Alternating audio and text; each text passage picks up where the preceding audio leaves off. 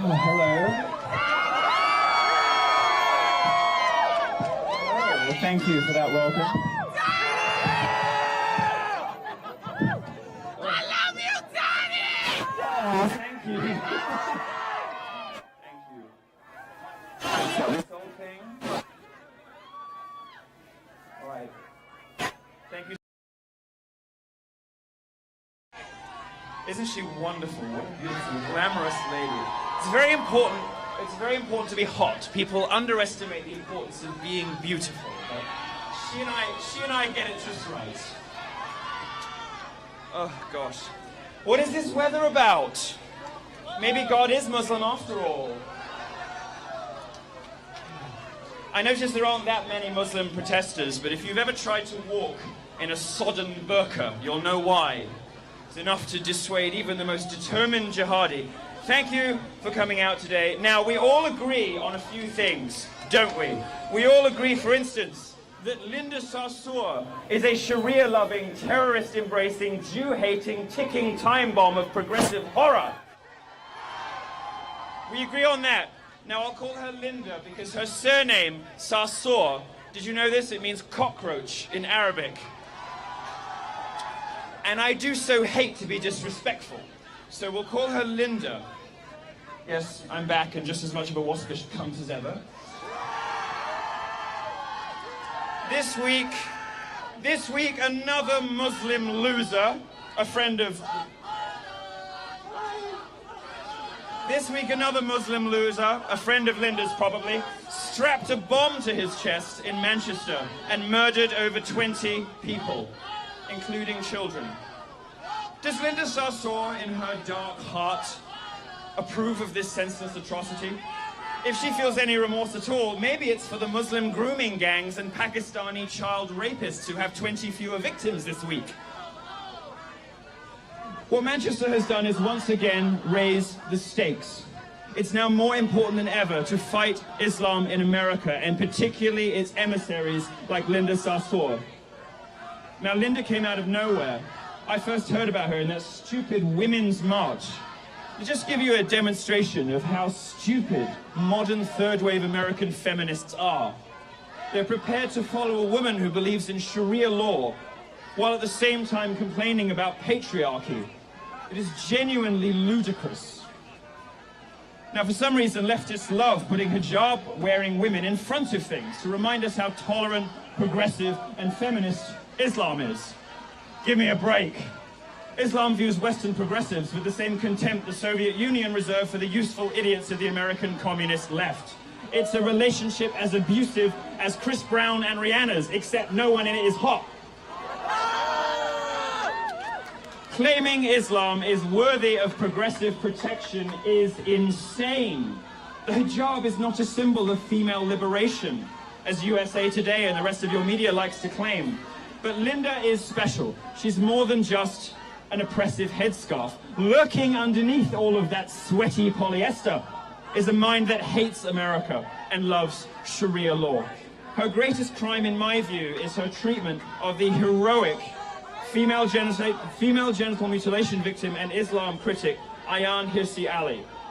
Linda said that, "I wish I could take her vagina away. She doesn't deserve to be a woman." In other words, Linda's just like the men who actually did take Ayaan's vagina away. This is your leader of the modern, democratic, feminist women's movement, America, setting out to finish the job that depraved, misogynistic Muslims in Somalia started. And if you want to know what Sharia looks like in America, consider what happened in Minnesota this week, which has the largest Somali population in the world outside of Somalia itself. A bill to make female genital mutilation a felony failed thanks to the work of the local Muslim population. This is the world. This is the world that Linda Sarsour wants for you. This is the world that she is heralding in. Sharia in the United States. One in which girls have no legal protection from having their genitals sliced off. And progressives have the fucking gall to say that I'm the misogynist for cracking a few fat jokes. To paraphrase one of the great philosophers of the 21st century, Regina George from Mean Girls, stop trying to make Sharia happen. It's not going to happen. Linda cares about women so much, she works to discredit and silence a film called Honor Diaries, which is about the honor killings and violence against women that happen in the Muslim world. Muslim leaders would prefer if we all pretended that honor violence doesn't exist. It's a sort of inconvenient truth to those trying to convince the Western world that Sharia is the new feminism. Well, Linda is obsessed with convincing American women that they're better off in Saudi Arabia. Well, the good news is Saudi Arabia is not on Trump's ban list, so you can come and go as you please. Try it and see which one you like best.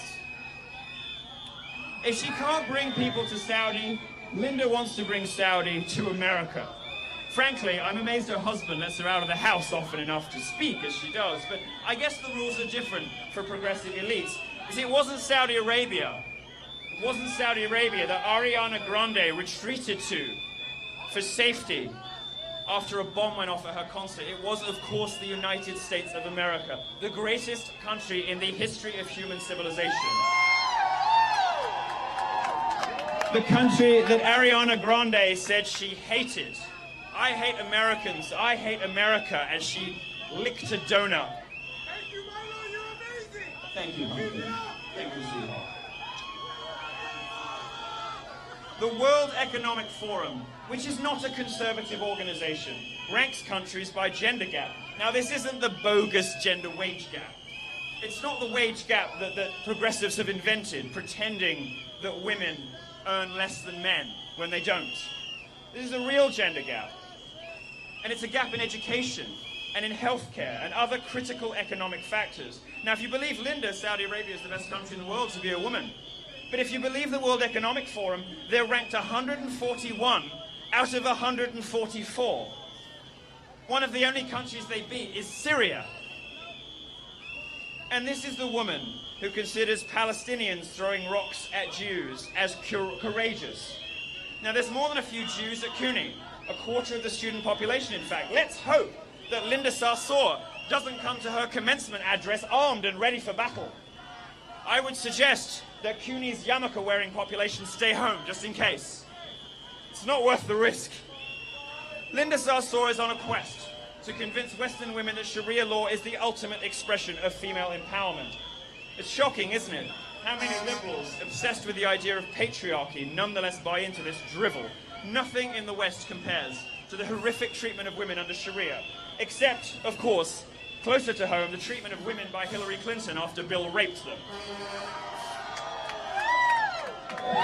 We love you, MILO! Thank you, Pumpkin. In London, the city I lived for most of my life but fled in terror, acid attacks, this is in the West, people throwing acid on women's faces, increased by 250% in 2016. It's not Buddhists or Catholics doing it, is it? Judges in Europe tend to let Muslims off lightly when they're found guilty of rape and crimes like these acid attacks because the implication is they don't know any better. This is bigotry of the worst kind. It is the soft bigotry of lowered expectations, as George H.W. Bush put it. The mainstream media wants Manchester and what happened with Ariana Grande to fade quickly from memory, like Nice, like Charlie Hebdo, like Brussels, like London, like Paris, like San Bernardino, and like Fort Hood. Like Orlando, where I spoke to express my confusion that the progressive left would be making excuses for an ideology that murders homosexuals and routinely oppresses women.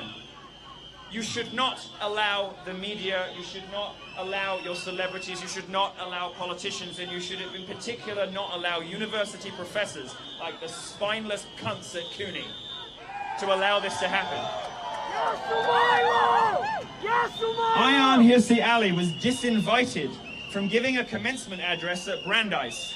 Critics of Sharia are being thrown out of universities while advocates for Sharia are being invited to speak. Conservatives are being ignored and silenced like they were Tiffany Trump. Except, unlike Tiffany Trump, we don't deserve it. Now let me tell you where I disagree with some of my colleagues and some of the other speakers here. No disrespect to them, because it is a lively exchange of views that makes us different from the other side. I believe that Linda Sarsour should be allowed to speak at CUNY. In fact, if they'd asked me, I would have paid her fee, no matter how many goats she asked for. And the reason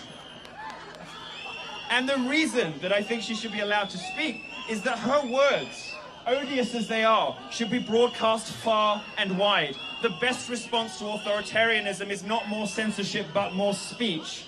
I want America to hear her. I want America to listen to her arguments and weigh their merits. I am a free speech fundamentalist. I believe that in an open marketplace of ideas, the best ideas prevail. In America, you don't have an open marketplace of ideas because the massed ranks of the establishment, the media, academia, and the entertainment industry are set up to condemn conservative and libertarian points of view as hateful, bigoted, and oppressive. They are none of those things. And so the real enemy here isn't just ordinary Muslims, it isn't Linda Sarsour. The bigger enemy, and the enemy to American freedom, has always been from within. The enemy here are the progressive elites who run the entertainment industry, academia, and the media in this country. It is only through the open marketplace of ideas, with no more censorship of libertarians and conservatives and no more oppressive speech codes from the left, that I believe America can realize its promise and its destiny. And that is why this is the greatest country in the history of human civilization. And that is why we are out here in the pouring rain, because this stuff fucking matters.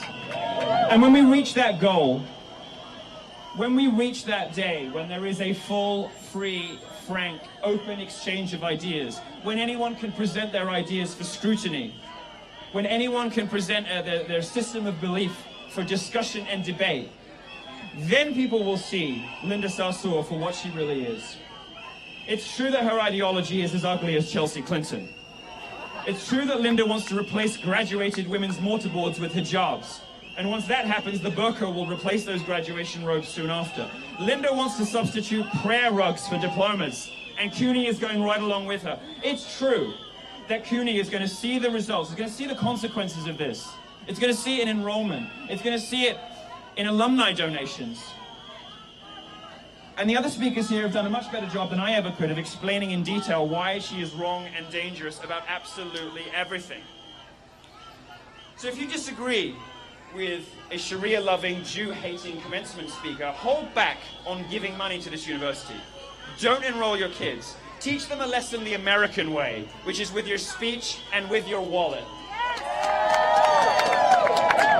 It's not a mystery why, actually it is. No, it is a mystery. Why CUNY invited her in the first place? She's not particularly popular. Like many of these progressives, Amy Schumer, Lena Dunham, these people, we are required to find them beautiful. They're on the magazine covers. And when you put somebody on a magazine cover, you're not just saying, look at this, you're saying, be like this.